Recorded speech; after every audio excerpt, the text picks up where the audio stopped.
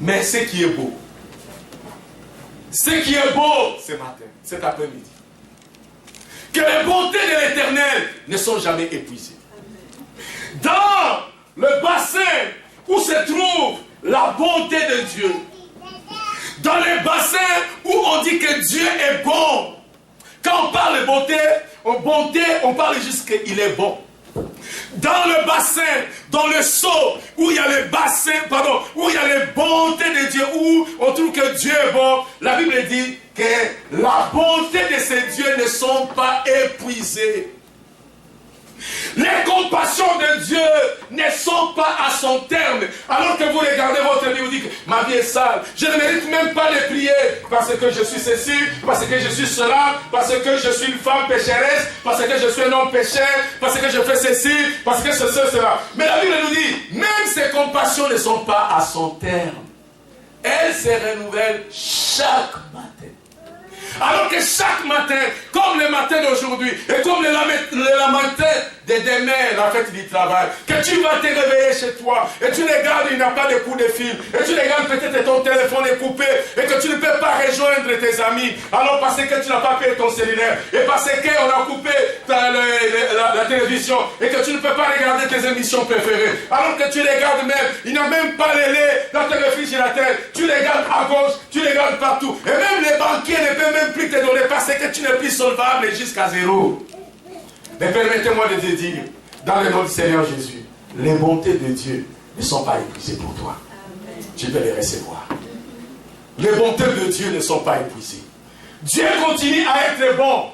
Amen. Oh, quelqu'un devrait recevoir ce message. Dieu continue à être bon pour toi comme pour moi. Dieu est bon, mes chers amis. Il est bon. Au-delà de tout ce qui se passe. Mais il y a un verset auquel, si nous continuons, nous pouvons trouver, alors que Jérémie se lamente lui-même, mais il retrouve en lui-même un réconfort. Il dit, l'Éternel est mon partage. Dit mon âme, c'est son âme qui parle. C'est pourquoi je vais espérer en lui. L'Éternel a de la bonté pour qui espère en lui.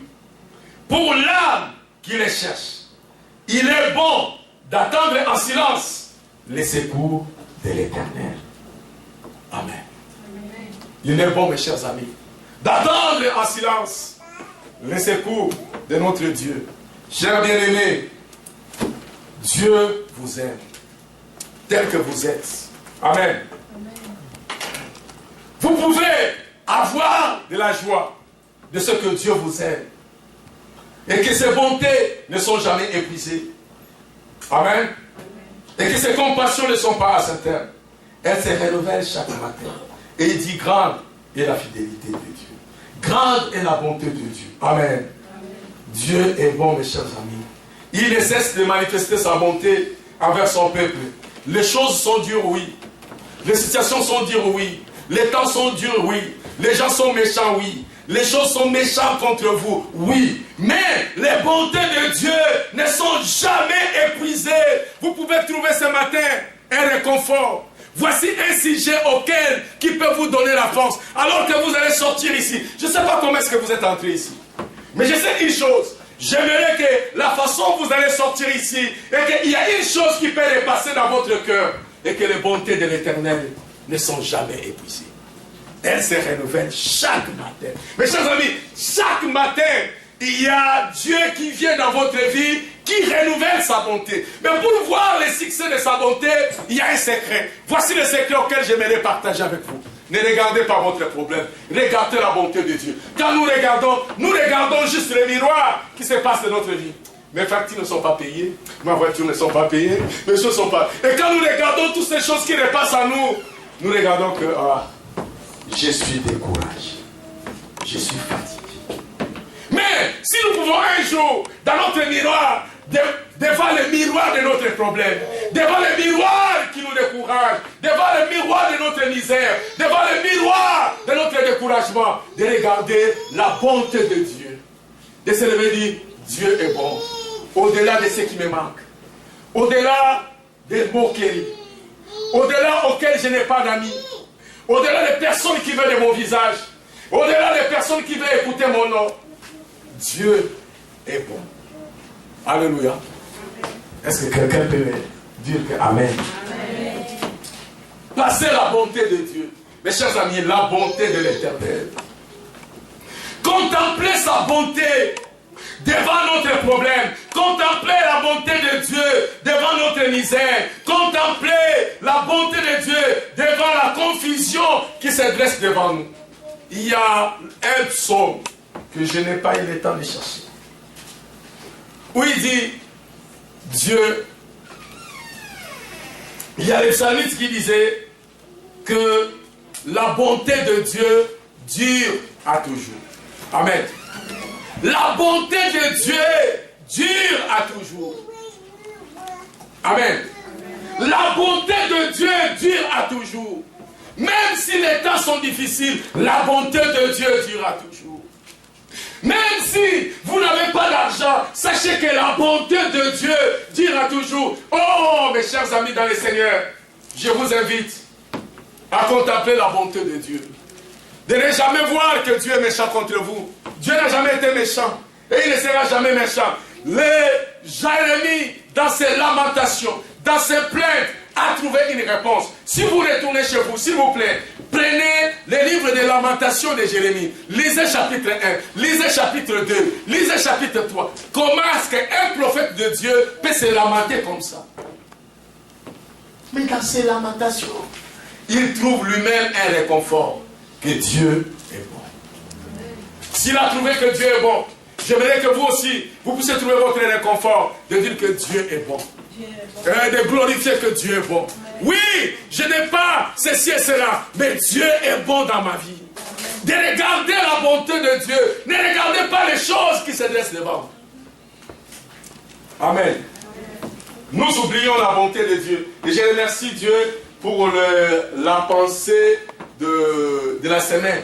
Il y a plus souvent, je prends les pensées, je regarde juste les titres, je lis ensemble, c'est là, je lisais les pensées, quand la demoiselle lit les pensées, que je trouve que les pensées, ça va ensemble avec mon message. Je n'ai pas lu les pensées. Amen. Dieu, regardez la bonté de Dieu. Plus souvent, nous oublions que Dieu a été bon un jour envers nous. Nous oublions un jour qu'on allait mourir dans l'accident, mais nous avons oublié que Dieu nous avait sauvés. Oh, on avait oublié et que l'année passée, quand il y avait rentrée scolaire et que je vivais la même situation que je vis aujourd'hui, mais la bonté de Dieu était là. Dieu avait arrangé les choses autrement et toujours à ma façon. Amen. Mes chers amis, regardez la bonté de Dieu. Regardez que Dieu est bon. Il est bon pour toi. Il n'est pas mauvais pour toi. Il n'est pas méchant pour toi. Dieu est bon. La Bible dit que Dieu est tellement bon. Et dans son amour et dans sa bonté, il a envoyé son fils Jésus de mourir sur la croix pour moi, pour vous, de mourir sur la croix, de prendre votre place et ma place de péché. La Bible dit que nous étions tous comme des errants. Chacun suivait sa propre voie. Mais l'Éternel a pris tous nos péchés. Il a déversé, il a chargé ses péchés sur son fils qui s'appelle Jésus. Amen. C'est ça la bonté de Dieu. Quand nous pouvons regarder la croix, quand nous pouvons fixer nos regards vers la croix, quand nous pouvons lire les textes bibliques de ce que Jésus-Christ a accompli sur nous, nous pouvons avoir la joie. Que les bontés de l'Éternel ne sont jamais épuisées. Oh, mes chers amis, la bonté de l'Éternel ne sont jamais épuisées. Elle se renouvelle chaque matin. Les matins de demain, Dieu va renouveler sa bonté dans votre vie. La bonté de l'autre jour, le matin de l'autre jour, Dieu va renouveler ses bontés dans votre vie. Regardez les bontés de Dieu. Ne regardez pas les problèmes qui se dressent devant vous au quotidien. Amen. Il y a un chant qui chante. Ta fidélité est grande, ta fidélité est incomparable, nul n'est comme toi, ô Jésus, grande est ta fidélité. Oui, mes chers amis, Dieu est fidèle. Moi je ne suis pas fidèle, mais Dieu est fidèle. Alléluia.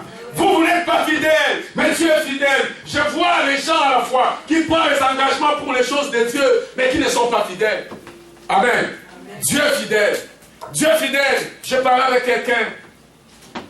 Je disais, je suis à la fin du mois. Regardez les factures qui se laissent devant moi.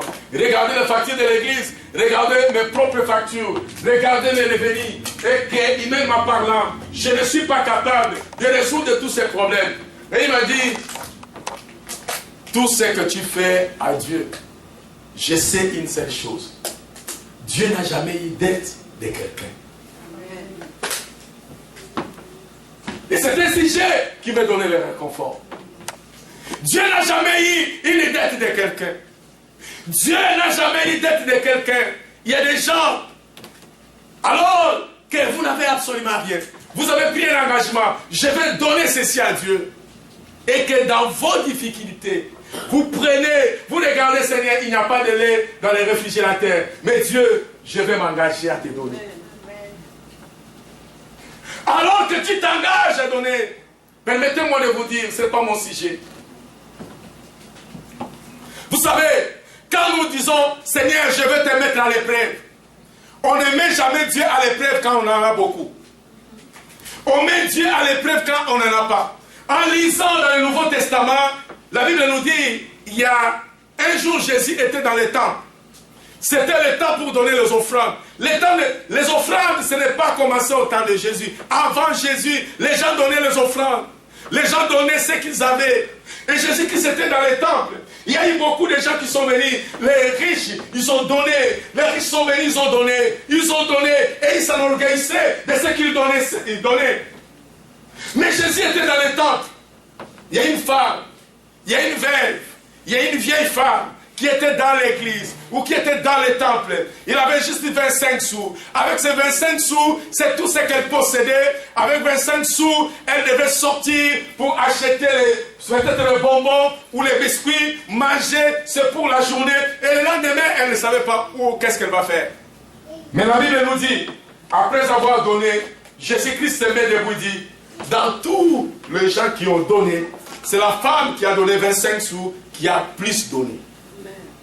Mais pourquoi Jésus-Christ a donné plus donné? Ce n'est pas parce qu'elle a donné 25 sous. Parce qu'elle a donné d'abord tout ce qu'elle avait. Et parce qu'elle a donné de tout son cœur. Amen. Amen. Il a donné de tout son cœur. Oui Seigneur, c'est tout ce que j'ai. Je vais te le donner. Comme nous avons vu la fois passée avec la femme, la veuve. Je ne sais pas si c'est la veuve de Sarepta. La veuve au temps d'Élisée. Ou d'Élie. Oui, au temps d'Élie. La veuve au temps d'Élie. Quand Élie entre dans le village où elle était, Élie lui dit, et madame, prépare-moi les gâteaux, je vais manger. Écoutez-moi s'il vous plaît, je vais terminer. La dame dit à Élie, mais c'est tout ce que nous avons. Nous avons juste un pot de gâteaux. Je vais préparer ce pot de gâteaux pour manger, moi et mon fils, et puis nous mourrons.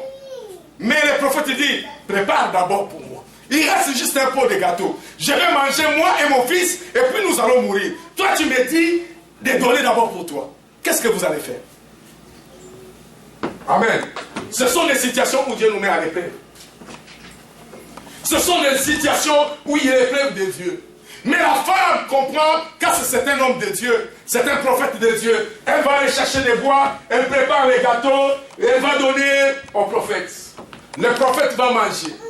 Alors le prophète dit, va encore, prépare pour toi et pour ton fils. Mais le prophète, il n'a absolument rien. J'ai préparé les pots de gâteaux. Et par la foi, elle va aller regarder.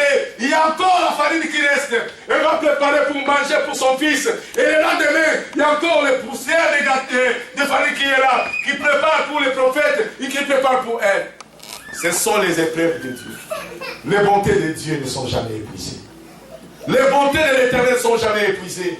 Mes chers amis, si nous pouvons regarder les bontés de l'Éternel et savoir que Dieu est fidèle. Amen. Dieu est fidèle. Il est fidèle à sa parole. Il ne peut jamais mentir. Dieu n'a pas d'intérêt de mentir une personne comme vous et comme moi. Dieu n'a pas d'intérêt de mentir. S'il veut faire des choses dans notre vie, il va le faire. s'il veut entrer dans ce local, il va entrer avec ou sans nous. S'il veut entrer dans votre vie, il va entrer avec ou sans votre permission. S'il veut vraiment faire quelque chose dans votre vie, il va le faire. Il est fidèle. Je disais vendredi, les gens qui étaient ici, je disais que plus souvent, nous plairons, nous regardons nos situations impossibles. C'est parce que Dieu ne s'est pas encore élevé. Quand Dieu s'élève dans votre vie, toute chose doit obéir à celui qui s'appelle Dieu. Amen. Amen. Et ce matin ou cet après-midi, j'aimerais vous appeler à comprendre que Dieu est fidèle. À comprendre que Dieu est fidèle. Au-delà de vos plaintes, au-delà de vos gémissements, au-delà de vos lamentations, et que vous vous êtes lamenté toute la semaine. Oh Seigneur, et pourquoi ça? Seigneur, ma voiture est tombée en panne. Mais non, encore Seigneur, ma voiture est encore en panne. Seigneur, le lendemain encore, Seigneur, mon fils. Oh Seigneur, ma fille. Oh Seigneur, encore mon mari. Oh Dieu. La bonté de l'Éternel ne sont jamais épuisées. Elle se renouvelle chaque matin. Grande est la fidélité de Dieu. Si nous pouvons nous mettre debout et prier, glorifier Dieu, du Seigneur, ta bonté est grande dans ma vie. Elle se renouvelle chaque matin. Nous pouvons nous mettre debout. Ces enfants qui ont passé quelques minutes ici avec ces dames, on ne peut pas aller chercher les musiciens pour les payer parce qu'ils viennent m'en parler, on n'a pas d'argent. Mais le temps que ces enfants ont passé avec les musiciens ici, ils se sont perfectionnés. Mais nous savons que Dieu est fidèle. Nous savons que ces enfants vont aller plus loin avec Dieu. Et je prie aux parents de les aider, de les encourager, d'aller plus dans les choses de Dieu. D'aller plus dans les choses de Dieu. Et que la main du Seigneur puisse perfectionner ces enfants. Alors que je passe le temps à la répétition à la fois, je dis, qu'est-ce qu'on va chanter? Ils commencent à chanter eux-mêmes, ils trouvent les chansons. Mais je sais que Dieu est fidèle. Au-delà de ce que nous traversons comme situation, au-delà de ce qui n'existe pas, mais Dieu est fidèle. Et ce que nous pouvons encore repenser devant Dieu, c'est que la bonté de l'Éternel ne sont jamais épuisées. Elle se renouvelle chaque matin. Amen. Amen. Et mes amis, vous pouvez chanter. Mes amis, vous pouvez chanter. Chantez ce que vous pouvez. Alors que les amis vont chanter, je vous demanderai juste de contempler la bonté de Dieu. D'oublier ce que vous avez comme problème. Mais chantez avec eux. Chantez avec ses enfants. Allez, je vais la battre. Allez.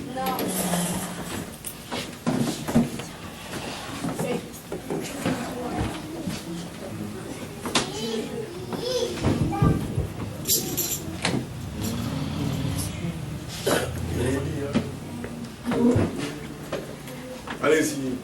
Laissez les enfants chanter. Mais remettez-vous à Dieu dans la prière. Remettez-vous à Dieu dans la prière. Voilà voici les sujets auxquels nous pouvons encore nous réjouir cet après-midi. C'est que les bontés de l'Éternel ne sont jamais épuisées. Elle se renouvelle chaque matin. Elia, Elia, Elia,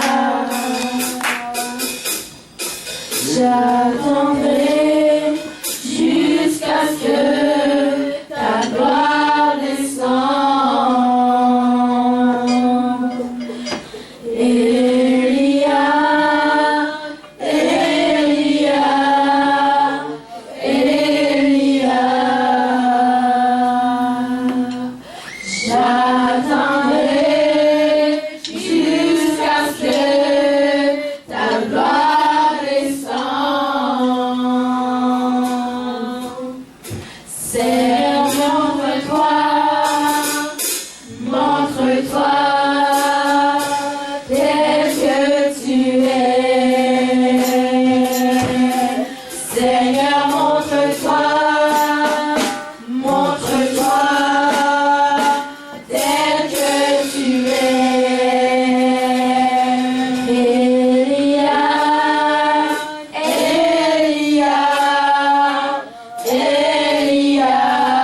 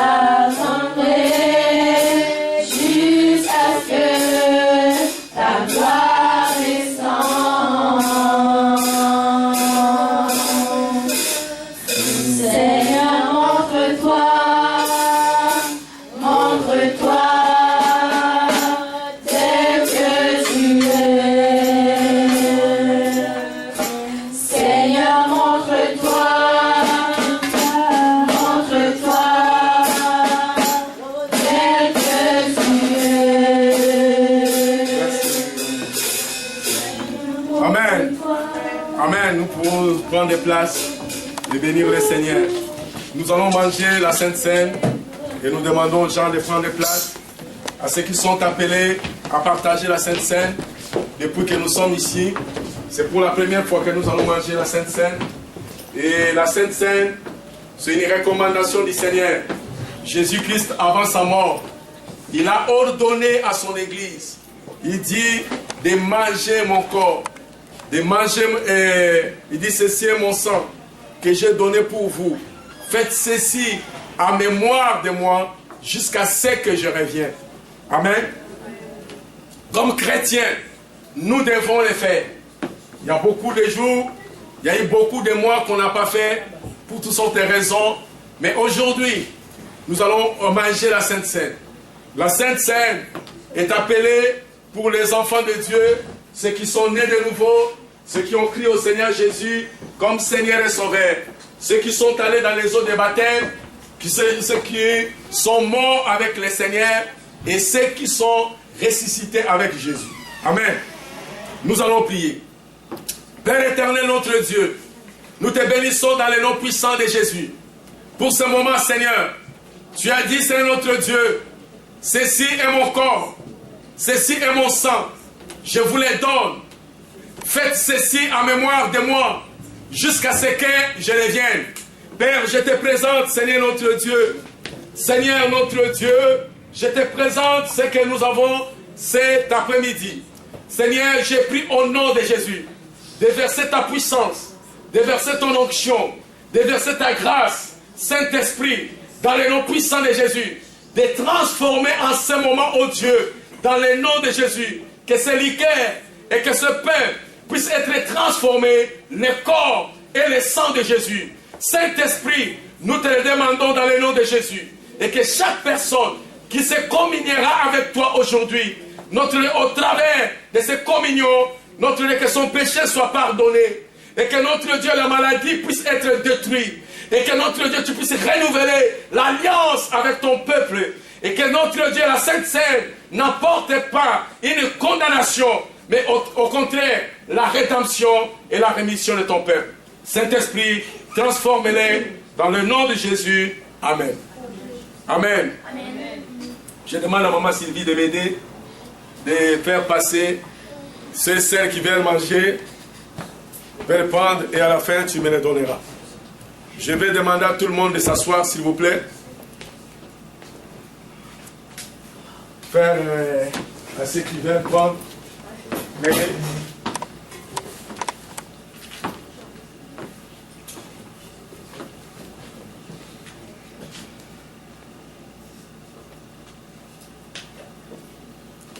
Jésus, par ton sang précieux, a levé tous nos iniquités. Regardez-moi au lycée, dis-moi que tu m'as pardonné. J'ai longtemps erré, que rebelle,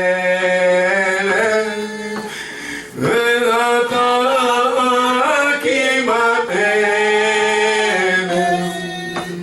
au pied de ta croix. Maintenant, tout mon fils brisé, je me rends plus blanc, oh, plus blanc que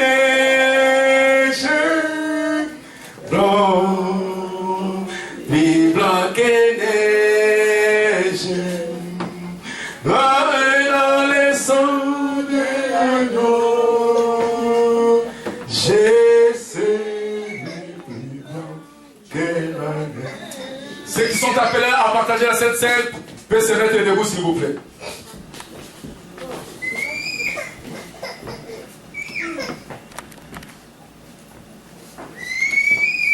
Notre Dieu est notre Père. Nous voici, c'est notre Dieu devant toi. Nous te demandons, Seigneur, de déverser sur ton peuple, sur moi, notre Dieu, ta grâce, ton pardon, ta miséricorde et surtout ta compassion. Dieu, en se communiant avec toi, au travers de ces saintes scènes, que tu puisses pardonner l'iniquité de tout un chacun de nous. Père, souviens-toi que nous sommes pécheurs et que notre Dieu, tu nous as tirés de la terre. Tu sais combien nous sommes fragiles à cause des noms de Jésus, à cause des sangs de Jésus. Je te demande de nous pardonner, de nous laver, de nous sanctifier par ton sang, Père. Dans le nom de Jésus. Amen. Amen. Car j'ai reçu du Seigneur ce que je vous ai enseigné. C'est que le Seigneur Jésus, dans la nuit où il fut livré, prit du pain. Après avoir rendu grâce, les rompit et dit, ceci est mon corps qui est rompu pour vous. Faites ceci en mémoire de moi. Mangez la Sainte Seine dans le nom de Jésus.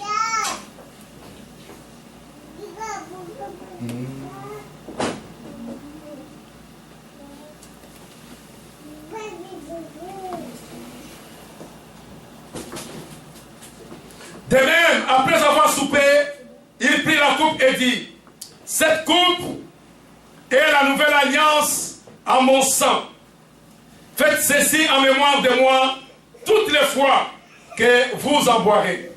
Car toutes les fois que vous mangez ce pain et que vous buvez cette coupe, vous annoncez la mort du Seigneur jusqu'à ce que je revienne. Père éternel notre Dieu, voici le sang d'une nouvelle alliance. Alors que Seigneur, nous buvons ton sang au nom de Jésus. Dieu, laisse que ton sang que nous allons boire maintenant puisse éliminer tous les poisons, tous les microbes. Dieu, toutes les puissances des ténèbres et d'envoûtement qui se trouvent dans notre ventre. Nettoie notre sang et que toute alliance satanique, diabolique, maléfique, de pauvreté, d'échec, de désert, de sorcellerie soit brisée au nom de Jésus. Oh Père, je te demande de conclure avec ces peuples une nouvelle alliance.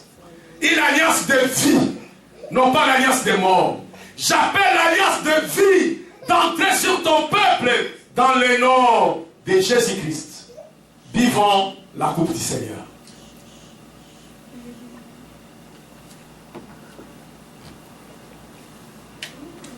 Jésus, par ton sang,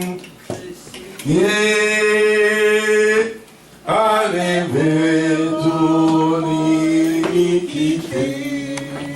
J'appelle les enfants de venir, tous ceux qui vont à l'école passer devant, et nous allons prier pour les enfants. Restez là, restez là, restez là. Tous les enfants qui retournent à l'école, venez.